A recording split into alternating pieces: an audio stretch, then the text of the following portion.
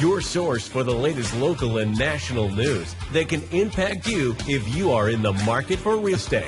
Here are your hosts, the Kingwood mortgage guy, Mike Durr, who uses his 25 years as a mortgage professional to help people improve their credit, and Joe Salas, an accomplished home inspector, real estate agent, and trainer of new agents for Byrd Property International.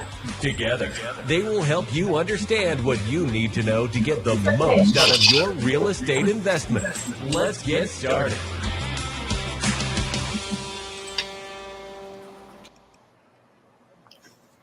Well, you cut that close. There you go.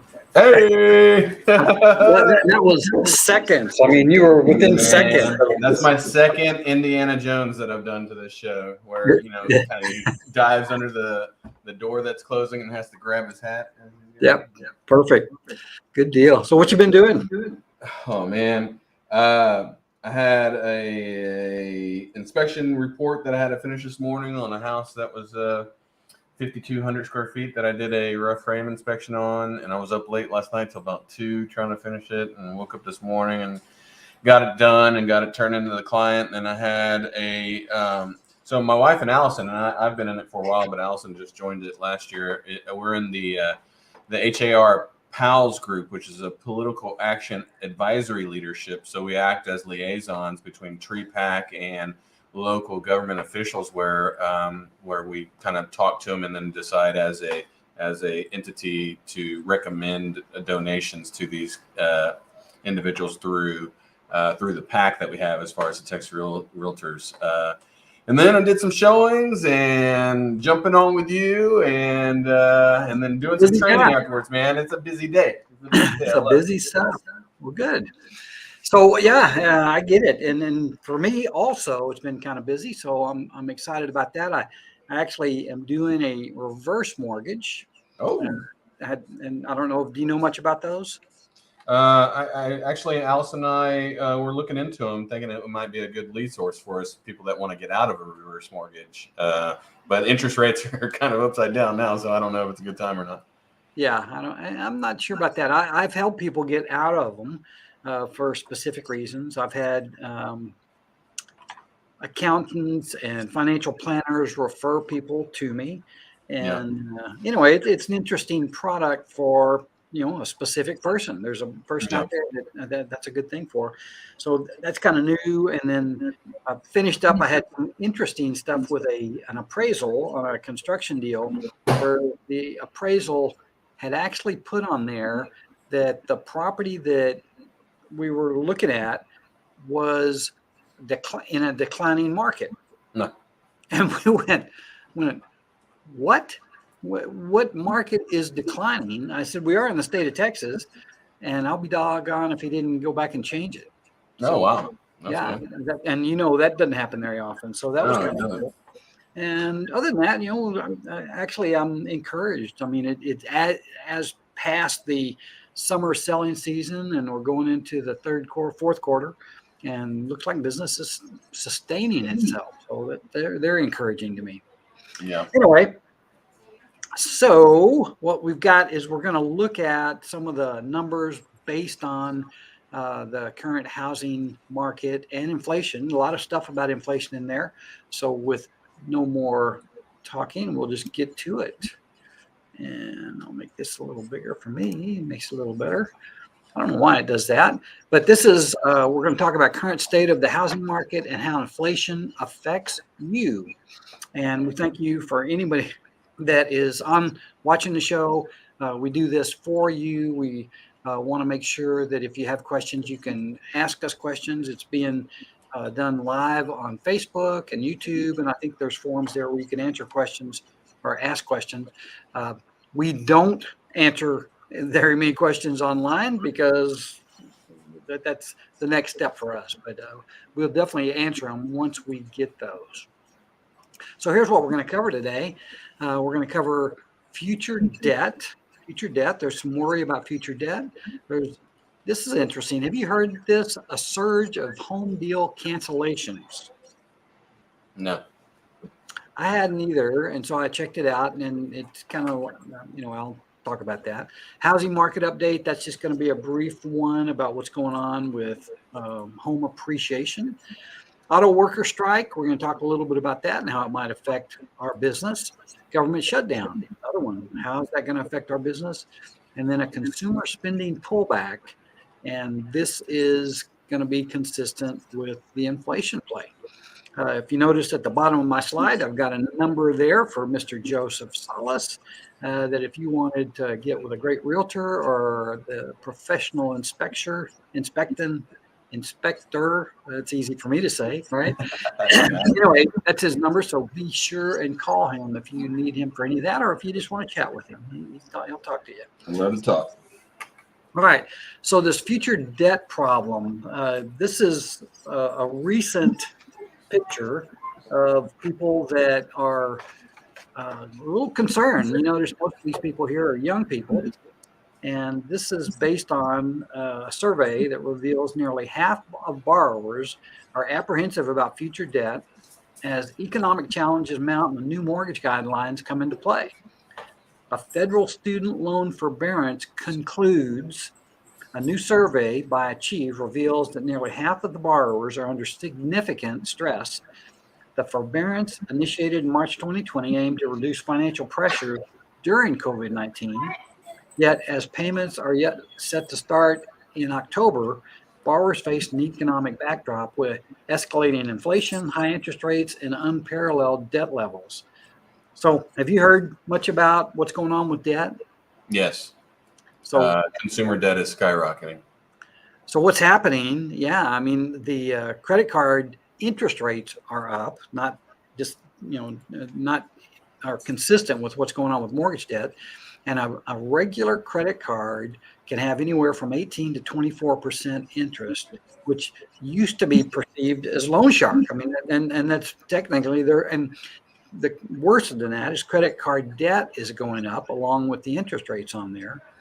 And that's all of a sudden in October, people that have student loans are going to have to start paying them back. There's been a moratorium on paying them back since, I guess, March of 2020 when COVID came into play. And now people have to start paying them back. And then add to boot, rents are going up and interest rates are going up. So this is a future debt problem.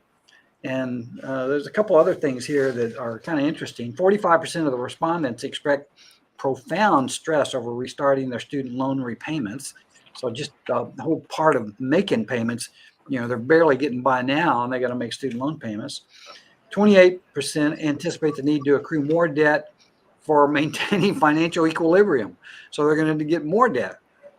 24% foresee requiring financial assistance or provisions for hardship. And then 29% felt more encumbered by their student loans debt than they did at the beginning of the forbearance. So this is a problem. Now, Freddie Mac has already made some adjustments into how you repay those loans and how they count against your debt ratio when you're doing a loan. The one thing that we talked about, what was it, about 4, 5, 6 weeks ago, we talked about the student loan thing. And the message that we have is the way to do this is to get an income-based repayment schedule. Mm-hmm. That's the one program that's going to make it at least palatable for anybody that's got a lot of student loan debt. And it's possible that you've had student loan debt for 20 years, you've been paying on it forever. Those are the people that get forgiveness when there's a smaller balance or you've been paying for a long time. But this income-based payment thing is what you want to focus on. And I think I gave people a number. If you wanted to get that entity that helps people with that, I can share that with you. I don't have it right at the front of my or in my packet here, but anyway, it's an important deal and it's a big problem. So that is one of the issues that I think that everybody needs to look at. Yeah. I think it'll help people. All right. Surge of home deal cancellations. And is this for real? Well, I go to ask Mr. Salas, have you had any home cancellations? I have not seen it. Are they saying cancellations because of, did they give a reason, or are they just saying cancellations in general? This is the headline on this. Soaring mortgage rates trigger surge in home deal cancellations. Yeah, okay. I could see that happening, but we've been around this rate for a while, so it only takes about 30 to 45 days to close a deal, maybe sometimes faster, depending on the situation, maybe sometimes longer. Yeah, exactly. But at a certain point, you're locking in rates, and they're not, we haven't been going, drastic changes. But there is a contingency built into the third-party financing. The way we fill it out is if the rate is over the amount that is on that third-party financing, it gives the buyer a way out, I guess. It does it. I didn't know that. Yeah, I knew that you put that number in there. I didn't know that was a way to get out of it, though, if rates go up. Well, I haven't seen it. I have seen cancellations for whatever reason, but I'd say 90% of them are inspections, maybe even higher than that. Yeah, that happens during the options. Yep. Yeah.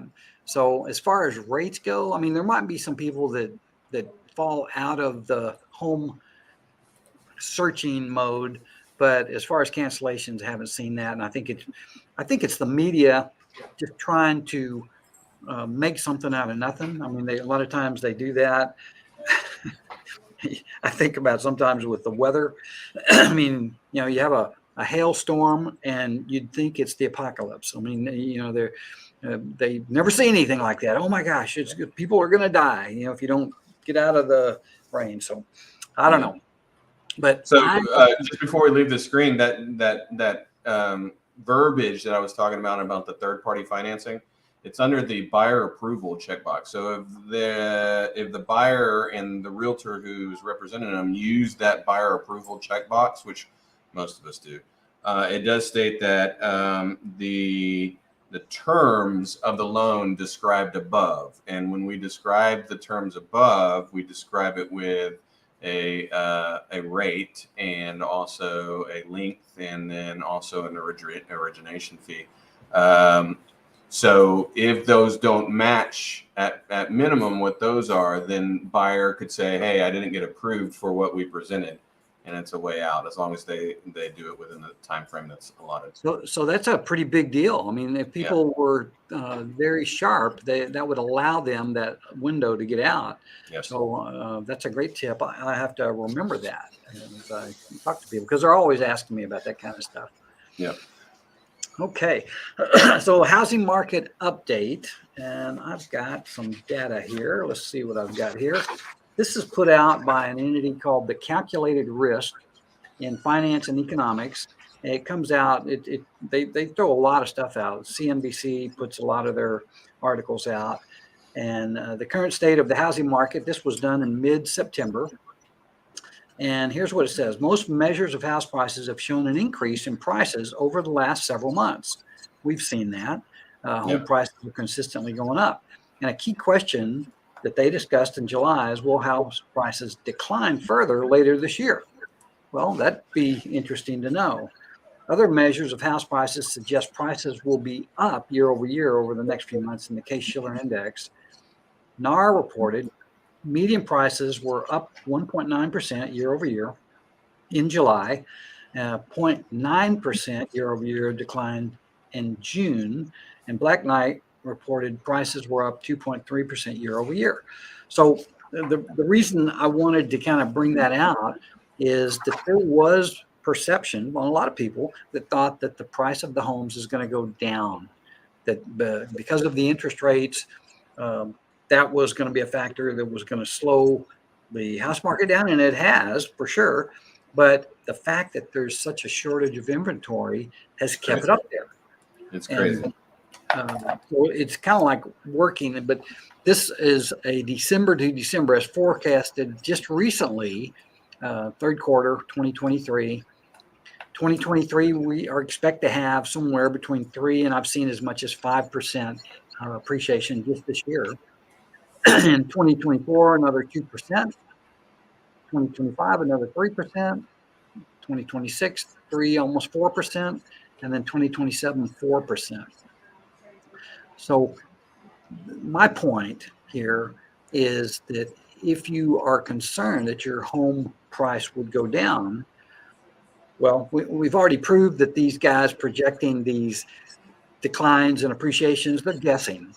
And anybody that says that they know that things are going to get better is probably guessing also. But there's evidence out there that I'm convinced is pretty solid.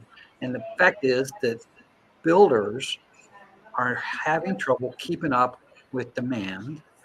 And unless interest rates come down, the people that are in their homes aren't going to aggressively, or there's just not going to be a push unless rates come down. Yeah, they don't want to sell because they're cush with their 2, 3, 4% interest. Yeah, they That's right. They're loan locked with 7% interest, not at all. So, I mean, and the point about buying now as opposed to waiting is this right here on the screen. If you buy tomorrow, the price has gone up 3%. Well, okay, but you guys are paying a 7% interest rate. Well, is that going to offset a $10,000 increase next year in the price of homes? I mean, you have to do the math, but math is hard. Yeah. Yeah. You don't need to worry about math. I'll do the math for you. Trust me. Yes, you will. Hey, Mike, what we talked about earlier, I got to go, man. Okay. But I'll see you next week. Okay. Thank you. We're going to do Wednesdays from now on. Gotcha. Wednesdays. That's right. This is a Wednesday. Hey, good luck. I understand. I appreciate you showing up. I'll talk to you later. I'll finish this up. Bye. All right. Take care. All right. So I get off my rant rave there. This is just going to support the information I just talked about in 2023 year-end home price forecast. So this original forecast in the red here is what I'm looking at. And I think, I'll keep that here. These are the entities that forecast declines. MBA, Fannie Mae, Morgan Stanley, I don't know AEI, 15 to 20% decline. I don't need to know them. They're wrong. Zillow was down 0.7%, Wells Fargo 5.5%, Goldman Sachs 5 to 10%, and home price expectation survey. Well, they've changed now, and all of them are either even or positive, 3.9%, 6%. Well, the same people that were extra wrong, we don't pay any attention to them anyway. Zillow 5.5, Wells Fargo 2.2. Goldman Sachs 1.8. Well, they were way off. I'm sure I paid for attention for them. Excuse me. Home price expectancy survey, they've moved 5% from the time that they did this forecast. So you just have to be careful about who you're listening to. It does appear that when everybody is forecasting a positive increase in home appreciation, that you kind of probably have to go with that. I don't think everybody's going to be wrong. All right, so auto workers, what do you think the issue is why do autos have anything to do with what's going on with the mortgage industry, right? Well, a couple things. The big one being that these guys want more money for what they're doing, right? And the auto workers are the AEU, AUA, I don't know what it's the UAW. There you go, United Auto Workers. It's a big deal. There are a lot of people that belong to that. They have a voice politically. They're locked in. And so a couple things are going to happen. If they don't get awarded a new contract, which means they want more money, then it's going to shut down vehicle. They're not going to be making as many autos, right? That's going to increase the price of the current autos that are out there. It's also going to increase the price of cars that are used cars. And anytime you increase the price of anything, particularly a major thing like an automobile, that affects inflation, right? So not a good thing. On the other hand, let's say that the manufacturers, the car dealers, award them the contract, and they've already offered them an increase in their contract. They didn't like it. They wanted more. That if they get that, that's going to cost cars, particularly new cars, to go up in price because now they have to build in the profit to pay these guys the extra money. So that's also inflationary, and inflationary stuff negatively affects what we're doing when we're trying to buy a house. So I'm not blaming these guys. I want everybody to make as much as they possibly think they can and they deserve. But this auto worker strike is not a good thing for our economy, for our used cars, for our new cars, and nobody's going to win on this deal. I take it back. If they're awarded this deal, the UAW will win, but it's going to probably reduce the number of vehicles made. So anyway, I don't know what way to think on this. I do know that it's a problem. It's a big problem. So just we'll stay tuned and kind of watch what happens on that. I don't know if you've heard recently that the government is in the brink of shutting down. They're shutting down for a couple reasons, and I'm going to explain a little bit of that. This is from the Kipling letter, the September the 15th. Congress is nowhere near passing spending bills to fund federal agencies in the new fiscal year. Some House Republicans want sizable spending cuts and say they'll force a shutdown if they don't get them. Senate Democrats are saying, no way. How this gets resolved isn't clear at this point. Lawmakers might kick the can and okay a temporary funding bill, but that may merely defer an eventual shutdown, resulting in a hit to the GDP, the growth. Following a possible shutdown, the resumption of student loan payments, which is slated for October 1st, that goes back into the other part of it. The shutdown thing is one of those deals where our government is now spending, I think it's something to the tune of $2 trillion more each month than we bring in. Now, I don't know about you, but I can't operate when I spend more money every month than I bring in. And I don't think our government should. And I do think that it is their responsibility to manage the money that we allow them to spend for us so that we do not go bankrupt. You just can't do that. You can't just keep printing money. And printing money is a big factor in why we have inflation right now. There was just too much money printed. It's out in the market. They were giving it away during COVID. And all of this causes the stress that we've got. And it's just real simple. You can't spend more money than you have coming in. So that's a problem. Now, on the other hand, the Republicans are saying, look, straighten this out. And the Democrats are saying, well, if we do that, not everybody's going to get their money. Well, I'm thinking you need to kind of respond to this. Do you think there's room to reduce spending? And if there are, what things should we reduce spending on? Something to think about. I'd like to get your comments from that. So anyway, I'm going to tell you for sure, I don't know the answer to that, but I bet somebody has some interesting observations about it. Another headline out there, consumer spending pullback. The most serious risk to growth is also a pretty good bet to come to pass, and it's a pullback in consumer spending. Now, if you look at this, this is it says consumer spending in 2023. It's 9 months into 2023, and it talks about that they're going to reduce or they're going to increase spending because of inflation on utilities, groceries, education, transportation costs, rent or mortgage, childcare, paying off debts, credit cards, savings and investment, financial services. And then I think we stop right there. The things that they're going to reduce spending on is in-home entertainment, gym, sports, club memberships, holidays, electronics, holidays, international, excuse me, home improvements, food delivery, takeaways, clothing, apparel, out-of-home entertainment, out-of-home dining and eating, 25%. So just like we are having to cut back on some of the things that we like to do. I mean, these are all things that we tend to do on a consistent basis.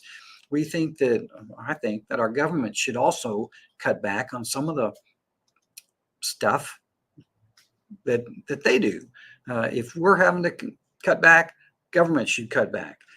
So that's as political as you're going to get me to be right now. So All right, so I'm going to go through this real quick. This is about the difference between renting a property and buying a property. And I think we used the number of $300,000 in this comparison. And I'm not sure how much you can see of that, but up in this top line here, it says buying with the principal and interest. It's got the property taxes, it's got the maintenance, repairs, monthly expense, $2,601 a month. Current rent for a property that might be similar to that is $2,406.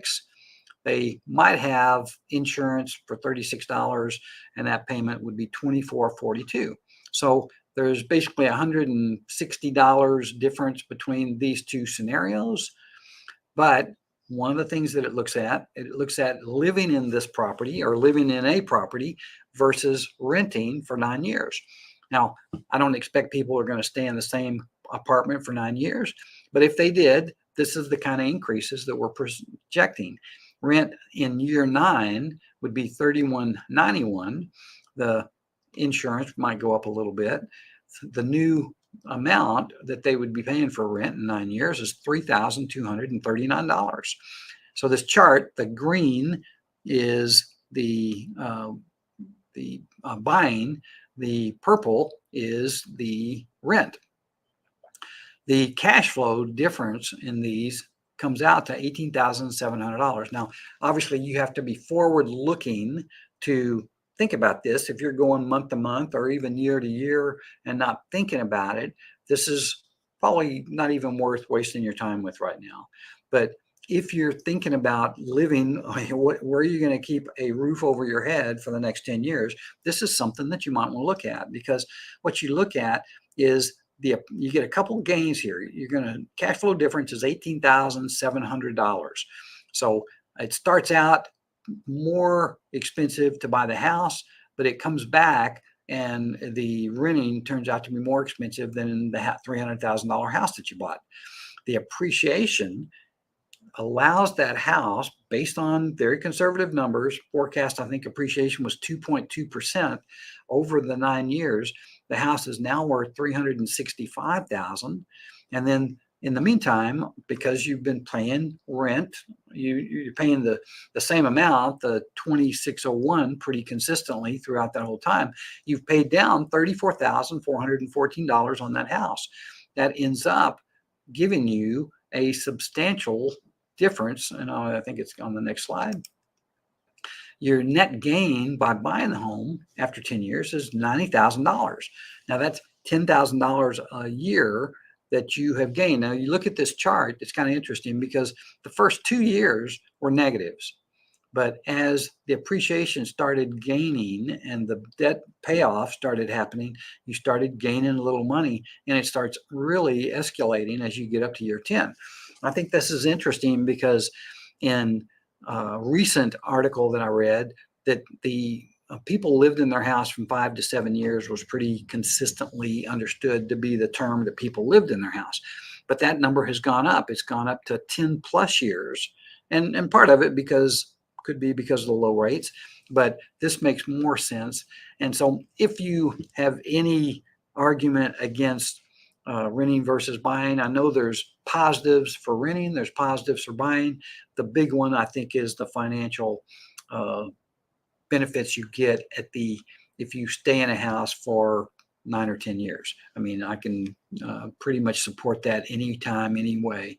But some people aren't ready, and if you're not ready, then there's no reason to do that. All right, I like to show this one. This is a inflation and 30-year interest rate chart. I believe that the blue number is inflation, the green number is the interest rates, and you can see that they track each other and they go along this path. You can see that inflation has tapered down, and the rates are at a point where they're kind of been holding steady, but that's a lagging effect. So we do expect interest rates to get less. So hopefully that is what happens. This is a chart that we looked at today, and it's kind of showing I think this is a 3-month chart where it shows how things have kind of trended. Like, this is a bond market chart, and when the bond market chart's down, that means that interest rates have gone up. If I wanted to mirror what interest rates have done, I would look at the Treasury, 10-year Treasury chart. I'm not going to do that. Then I did a 6-month chart. You can see over the 6-month chart. No, this is more than 6 months. This is a year chart. And you can see, so a year ago, things were better. And then as well, they got worse, and then they got better, and then they got worse. So we're hoping that they go. And this is a stochastic chart showing the money flowing in and out of the bond market. So anyway, the bottom line is we expect with things getting negatively worse, the spending, the interest rates, and stuff like that. I mean, the Fed controlling those interest rates, they're trying to make it harder on people. They're not going to tell you this, but they're making it harder for you to buy things so that things slow down a little bit. Well, that's basically what they're trying to do. It's working, and nobody likes it. And I doubt that they would tell you that. They wouldn't say that, but that's exactly what that does. So let's see what it means today. Today's interest rates, 30-year fixed rates, 7.25, 15-year, about 6.875. Of course, these can change at any minute. Jumbo can be anywhere between 7.5 and 7.25. FHA is a little bit lower at 6.625 to 6.875, depending on your credit score. And then a 30-year VA can also be lower than the 7 and 8. Again, today was a busy market. This was Fed Day. So call me if you have any questions.